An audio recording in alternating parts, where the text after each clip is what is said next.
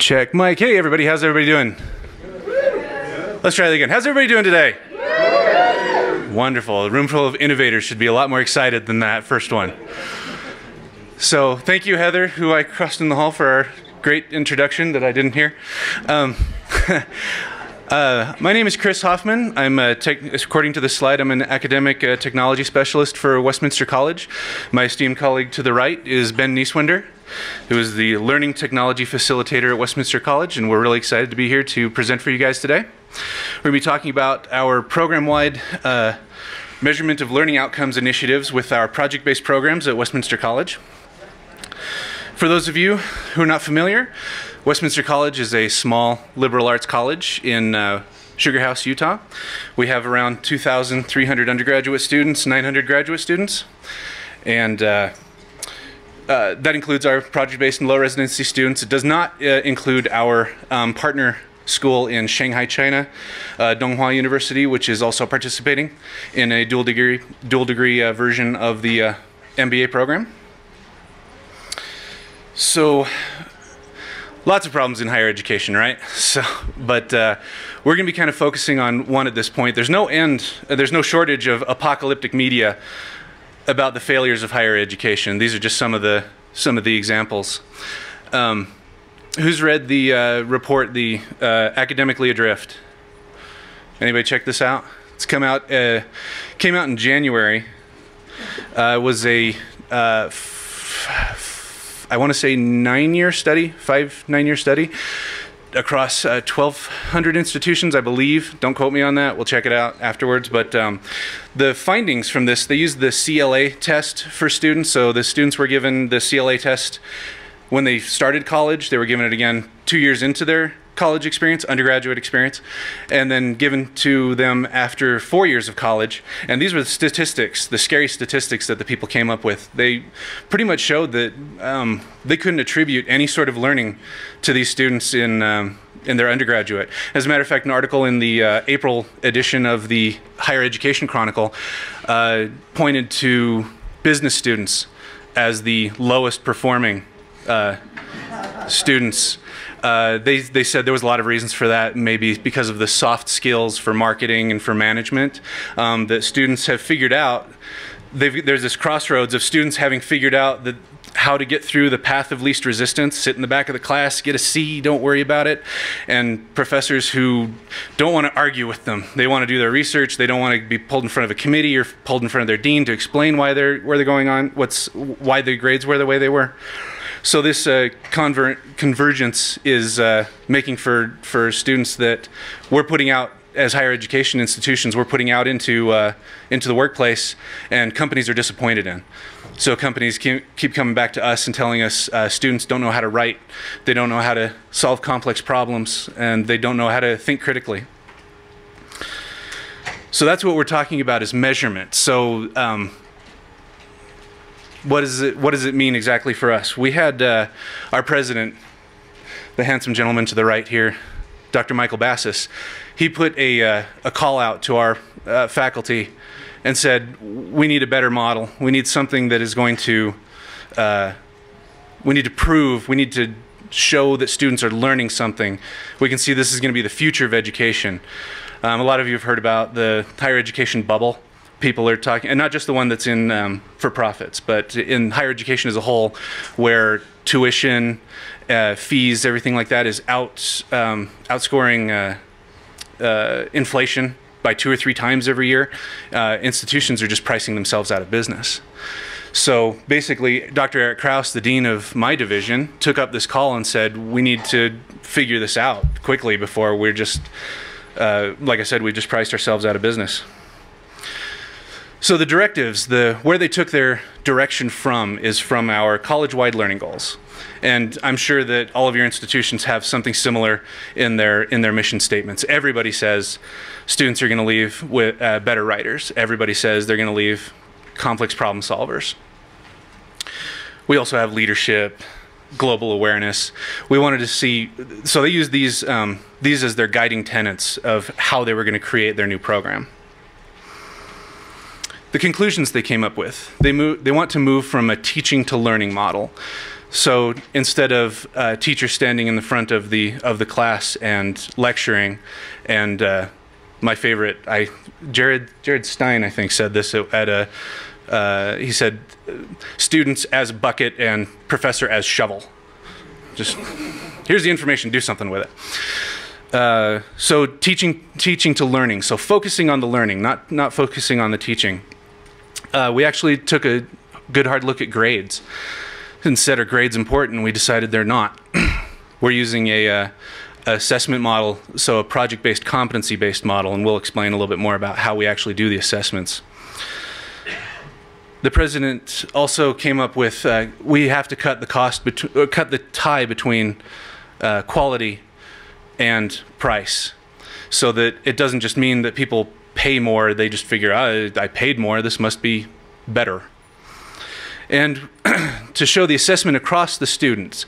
So across the students, so as the student goes through our entire program, we can show that student demonstrating mastery of a set of competencies several times, evaluated by a subject expert, by a professor, and then across the program, so that we can tell which competencies people are having trouble with and which ones that they're moving through quickly, so that we can assess whether things are too easy, or we can figure out if we are not giving the students the resources they need to actually be able to figure out to do the projects that they're assigned. So the outcome, the original outcome of this meeting between these two great minds. I'm gonna send this link. He's my boss, so good looking, great mind, throwing all those ins while I got here. So proudly, we graduated our first cohort of MBAs out of Donghua University in Shanghai, China, through the project-based program. Clayton Christensen and Harry Eyring have a new book that is out that describes the idea of what we need to do to change the DNA of learning. It's called The Innovative University. It's available now at your, not at Borders, they went out of business a couple weeks ago, right? But from your Barnes & Noble, from your Amazon. And they actually use our projects, our system as an example in the book. So I wanted to take some quick questions. So our system is based on projects and based on competencies. Project-based, does that make sense to everybody? I'm not getting everybody's nods, so we'll just talk about it for a second. So project-based, for our students, they're not given a book and then asked to take a test. What the students do is they're given a project. And I'm actually a student in the MBA. I'm not only the hair club for men president, I am a member. And so we go through the program and we're given a project. So for example, there's a marketing section. The marketing section, you're asked to segment a market or to create a new brand and then decide who the segments of that market are and how to reach them. Given that project, I can deal with it any way that I want to. There's nothing magical about a classroom. That learning has to happen there. We've decided that students can learn wherever they need to learn. They can learn from their own experience in their jobs. These are all designed for adult learners who are already professionals, already in the workplace. So these students come in with their previous experience and they do these projects. If somebody has been an accountant for 12 years, they come into our program and they work into the finance project sequence. They can do all the projects, do them as quickly as they want to, turn them in, and they're just by as much time that the professor has to evaluate them, get them sent back and move on to the next project. The reason I moved over into this program is I was taking, in my previous master's degree, I was in a communications degree. I've been building websites for 12 years, and that didn't stop me from having to sit in a class for 4 months talking about what tags are and how to put in a GIF. And those classes are the ones where they like to show you the animated GIFs and how to make a Flash website. Really, important, cutting-edge stuff. So this was great for me to get a chance to actually move in and demonstrate that I knew how to do these things. It's the same problem that Eportfolios are trying to address. So an Eportfolio, the reason to put that out is so that you can show the assessment. It's not the artifacts themselves. It's the assessment from the subject expert saying, yes, Ben, Chris, the guys going through the program, they know what they're doing because they've shown it to us, and we've shown that they have demonstrated mastery of this project. So how do we figure out those competencies? And Ben, I'd like to go ahead and turn it over to you. So the competencies, it took us a long time to actually figure this out and how to write these. And Ben was actually part of the original team with Eric on creating these. So let me go ahead and turn the time over to him, and Ben can talk about the creation of the competencies and show why we went with Instructure Canvas is because it was the only tool that we could find that was actually going to be able to show us and make these assessments so that we can show that the students have demonstrated the mastery of their subjects. So, Ben? Thank you, Chris. Okay, this is exciting. A year ago, we were just starting our use of Canvas, and a year ago, if you were using Canvas, there's probably just 2 or 3 of you. It was a rocky road, but it was a really exciting journey, and so very excited. There was a few pitfalls, but it's really exciting to see this many people here and to see the innovation that's beginning to happen with a lot more people. So we are going to dig in and look at a few specific things. But along the way, please stop and ask questions. We're kind of to the point where we're going to just casually show stuff. So as we're going along, if you have a question, just flag me down and we'll be sure to address it. And yes, question. Is the competency based only for the master's degree for graduate level, or do you use that with undergraduate? So the question is, do you use competency based for our graduate and undergraduates? And yes, we use it for both. It's pretty much the exact same formula. The competencies are slightly different for an MBA versus our BBA, but yes, we use competencies for that. And perhaps I should take just a minute and talk about the design process of choosing competencies. And so I'm going to come into our Westminster account.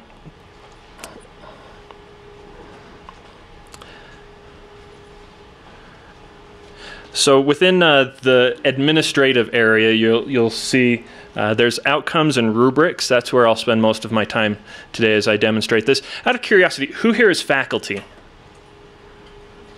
So quite a few. How many system administrators, technical staff are there? Okay.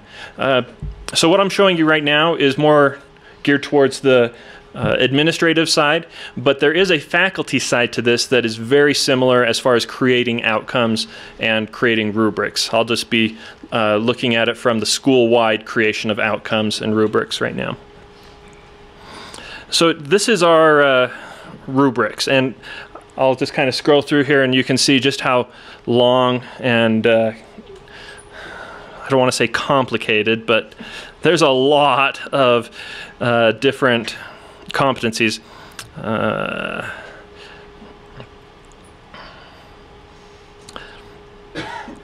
So let's just take this first group is our, you can create outcome groups. So we have one group that, oh, question. Doctor, as you go forward, can you talk about a naming convention that you decided on as well? Absolutely, absolutely. When we were creating these, we started off with kind of a generic, well, our college-wide learning goals. But you can't really evaluate very much on that. Obviously, in a business-based program, there's certain competencies that are very business-related. So we created, I think there's about 32 specific competencies. And we found it got even more complicated because you've got varying levels. You know, you've got kind of a top level, maybe an entire section about communication. Then within communication, you can have another one that's just about writing. Then with writing, you could have specific ones about grammar, language, paragraph structure. You know, you can get very all the way down to these minute levels. And that's probably the hardest part about setting up a program like this, is deciding how deep you want these competencies to go. At what level are you evaluating? Obviously, the deeper you get, the better feedback that students get, but also the more work you cause for yourself and for system administrators and trying to manage all the data that you're going to be collecting. We ended up going with, we kind of follow this naming conventions where we basically have 7 areas, and each one of those areas has between 3 and 8 competencies. So for example, here's competency, what we called 1.1. We decided to use the kind of a number system for our naming scheme, and it seemed to work pretty well. We do talk on a lot of, oh, competency 1.1, 1.5, and we know what we're talking about, but it doesn't mean very much to anybody else. You kind of have to have the actual printed out stuff to see what we're talking about. Yes, question? It appears to me this is an opportunity to align with national organizations that have competency standards that are presented numerically. Have you considered that? Okay, yeah. So the question is, did we consider using national standards for these competencies? Because there certainly are national competencies in business, in education, in almost any field. There are competencies you can piggyback off of. And we consulted those.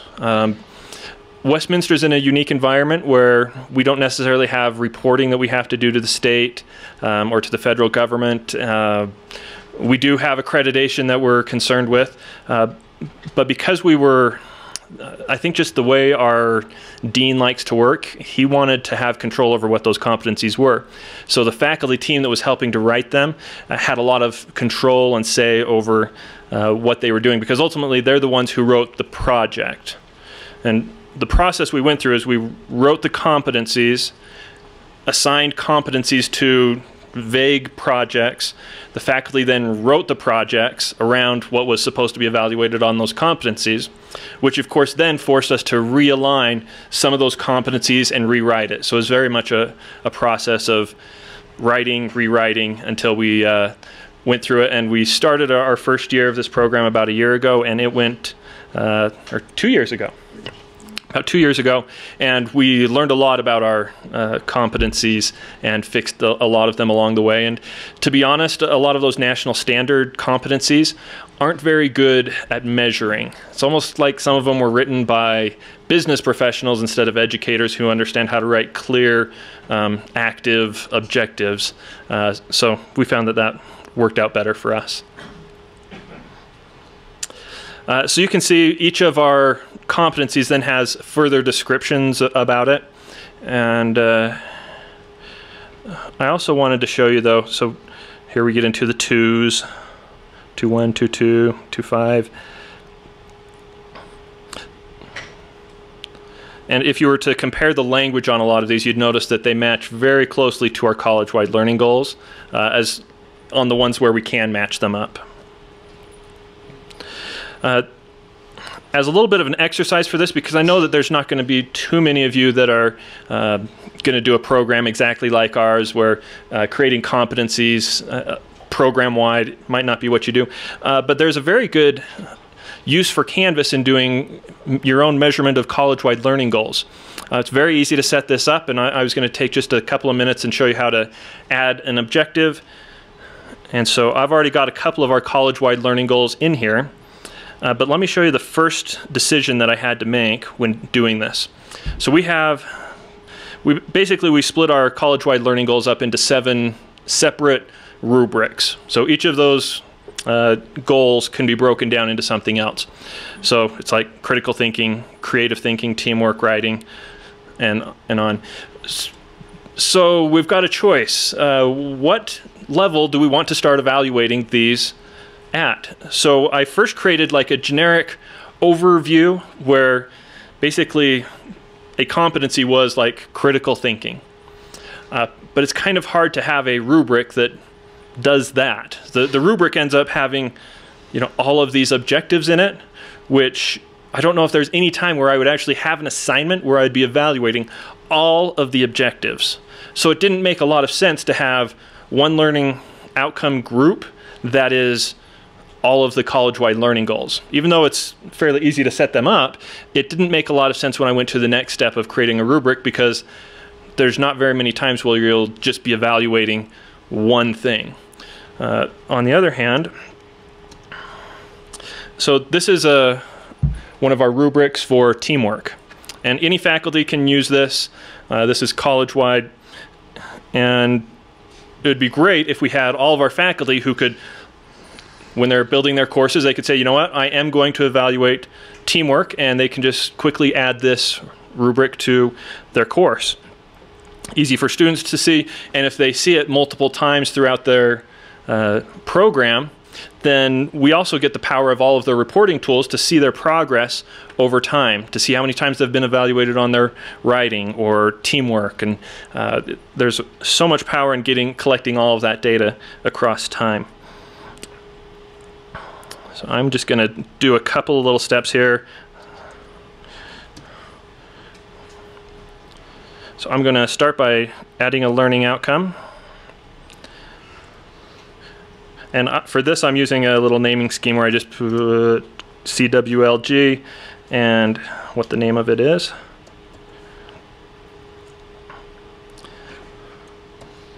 Paste the text in there. And of course, I'm getting, there we go. In fact, I don't really even need to have the word teamwork there because it's in the title. All right, you get the idea. Down below, I can add my criteria. But this isn't going to help us that much right now, so I'm just going to leave that alone. Update the learning.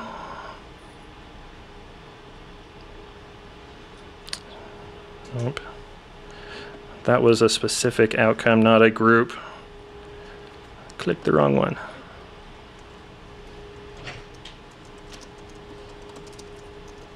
Oops.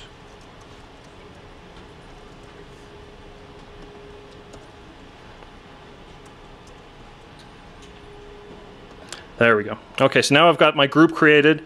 To add an outcome to this group, I click the little plus icon. And now I can come back to my rubric. And I'm going to put my first one in, which is effort.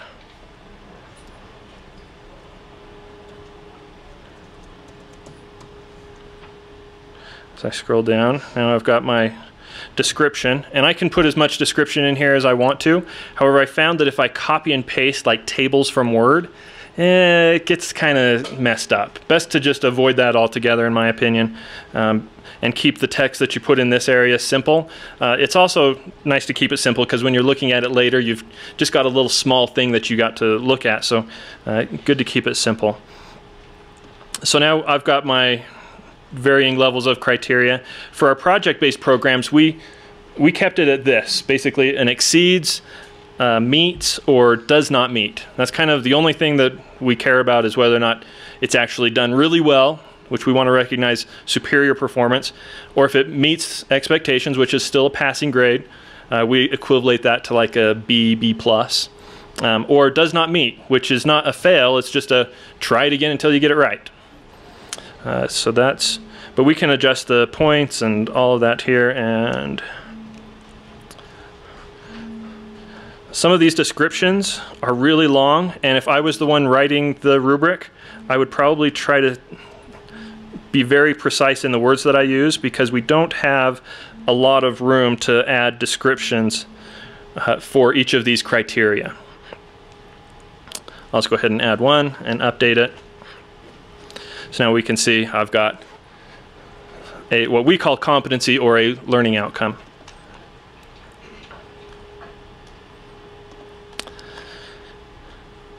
Okay, now I'm going to move over to our rubrics.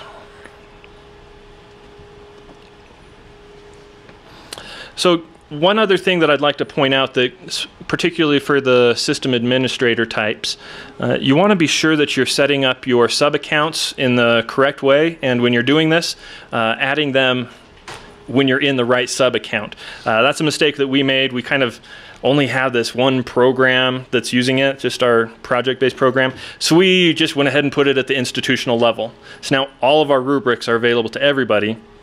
So if the rest of campus begins using Canvas, then we will be in a little bit of a confusing mess, because we'll be adding so many more rubrics in the same level. And so learn from our mistake on that. So you can see lots and lots of rubrics. Basically, for every time we evaluate, we have a rubric that we can reuse over and over. So we've got quite a few. And I'll just do a quick add rubric. And this could be InstructureCon.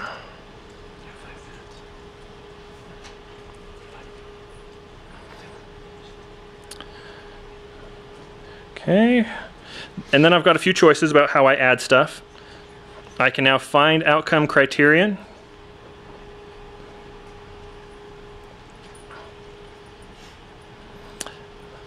I can then, of course, again, our organization probably not the best. We have to scroll through a lot to get to the actual one. So if I was creating one with our college-wide learning goals,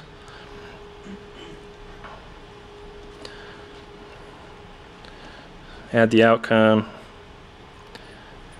and continue that process, adding outcomes until all of them are created. And of course, hitting create rubric when it's all done, and I'm just going to say cancel because that's not really worth saving. Okay, so now that's the basic setup. Oh, question? Yeah, I'm wondering with this project base, what does your transcript look like? How do you... Okay, good question. What does our transcript look like? Our transcript is actually a little bit unique. We had to spend a lot of time working with our registrar to make sure everything was the way she wanted it, and there's not any registrars here, are there? Very particular. We wanted to get it just right. But on the back of our transcript, we, instead of listing all the courses that are done, we list all of the projects that were completed. So there's kind of an equivalency. A project equals a course. And for our grades, we still did the exceeds and meets.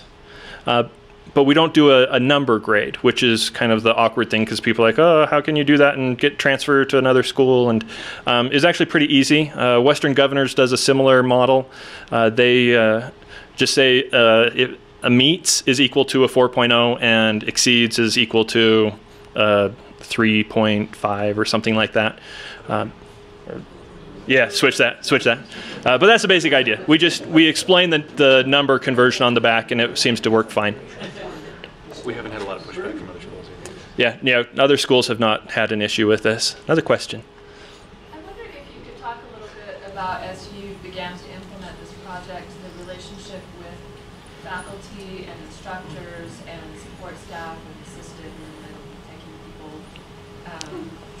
kind of who was in the driver's seat, and were there people that were resistant, and how was disagreements or different points of view over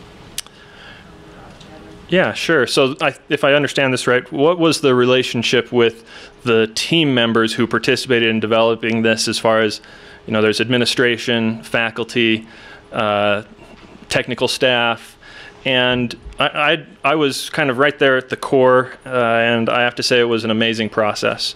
I've never been part of a team that worked so smoothly, and I credit that a lot to our dean, Eric Krause. He did a fantastic job of bringing in people that would be willing to work as a team, collaborate. We asked for volunteers and got very few volunteers. People were really scared to touch something as what was viewed as very controversial, but we did get a couple. And administration was behind this all the way, so we had lots of administrative support, and they've been very understanding. The technical staff, I was part of the team, equal to all the faculty and everybody, so it was kind of a nice experience for me, which if you're a technical person, you know that isn't always the case when you're working with faculty, but it was in this, so it was really nice. Does that answer your question? Another question. Could you briefly describe that relationship between accounts and the learning outcome groups? I'm trying to get a feel for, like, do I build my hierarchy of accounts first and then go in and then create the group learning outcome groups? Is that the methodology, or is there another? I'm sure you can do whatever you'd like, but if I was to do it all over again, I would create all of the sub-accounts first. Yes, if you have multiple campuses, if you've get that entire hierarchy structured first, and then you can go in and put specific college ones assigned to that group, so you're not giving all of your stuff to everybody on campus. So that account kind of creates the view. Right, that can make it so that you can make it so your education department isn't seeing the business school's rubrics, right. Which maybe you want them to. There's not necessarily, don't do that ever, but sometimes that's not appropriate. Can you dismantle it and start again after you? I think what we would do is we'd work with the Instructure technical team and have them help migrate it for us. I just am a little bit leery of doing any of that because I don't want any of our reports to break if we start moving stuff around. I just want to make sure our data is still found where it's supposed to be. Okay, I wanted to show you real quick what this looks like inside of a course. And I'm sure you've seen, actually let's go to,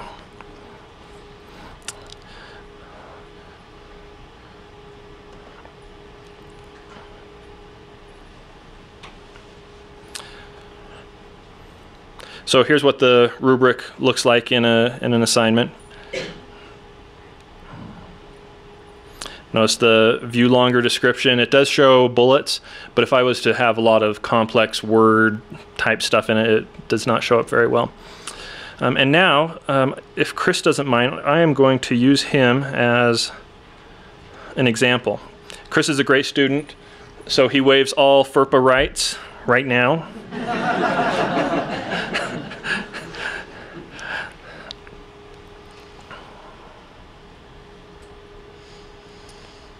Let's see.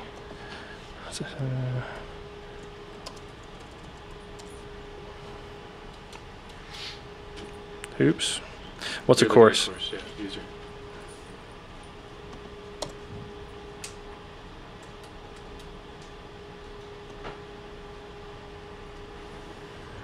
Can do MBA 1.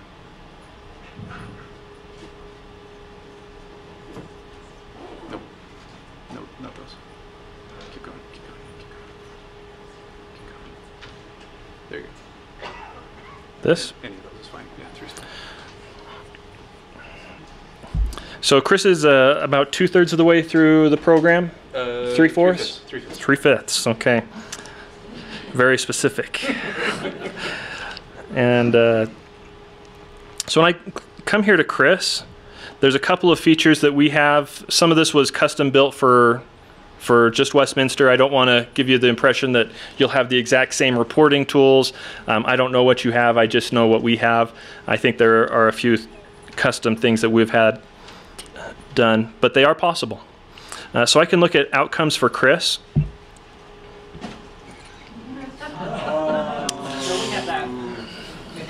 All right, who's responsible? This was working.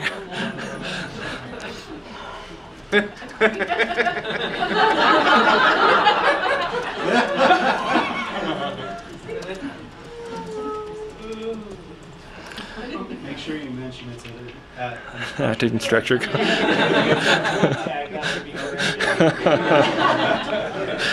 Who's the technical staff here? I'm going to put everybody's name. Okay, well, that kind of ruins some of what I wanted to show you, because what shows up here is a summary of all of Chris's evaluations that he's had. And we can see scores, we can drill down and see artifacts, we can get a really good picture of how successful Chris is in the program. All the way down to each of those times he's been evaluated, we can see those scores, and we can also export data if we want to. I'll show you real quick what our big massive spreadsheet looks like. Now I've filtered this to only show a little bit. In the reports area for the course administration, or for the school administration, you can create a report that will show all of the outcomes.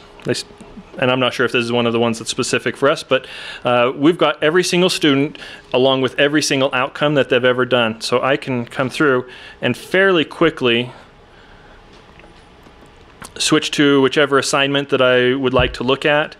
I can see which attempt I want to, is it their first attempt, which one's getting 2 and 3 attempts before they pass it.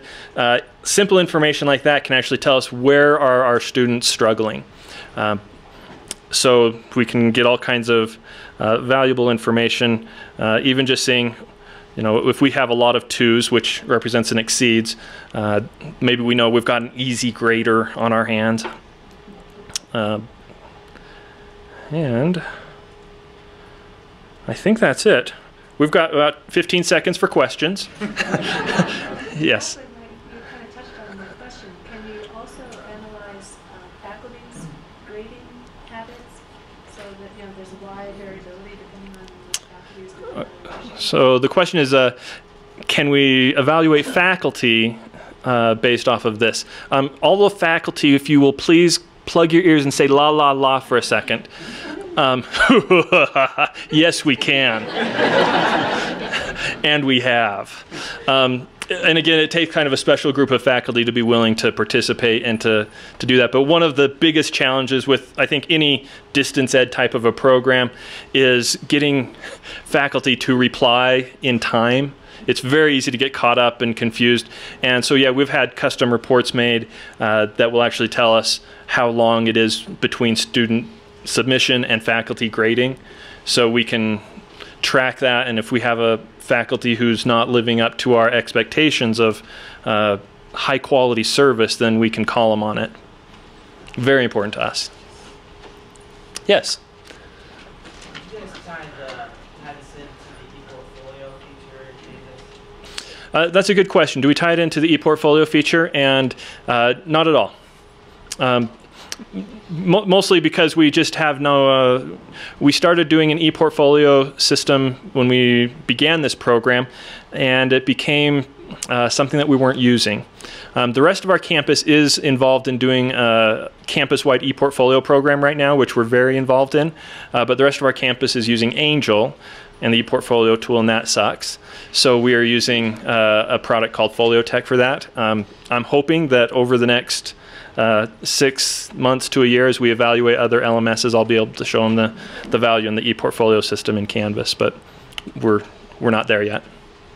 Yes? And how do you set your structure up for your learning outcomes affect your reporting decisions? Did that limit how you're able to gather it? Okay, so question, let me, if I understand this, is when setting up our structure for learning outcomes, how does that affect our ability to create certain reports? The big thing, like, I don't know if I mentioned this very clearly, but if you get really granular, then you're starting to get almost too much data to where it's not very useful. And I think we were a little bit in the step of too granular to where pulling up these reports like this, this report here, it took the server, I think, about 2 hours to generate, and it was about 7 megabytes because there's so much data in it, which I need to get with that guy who did the data mining. That was really cool because we could do some really neat stuff with all of this data, but I would simplify it if we can.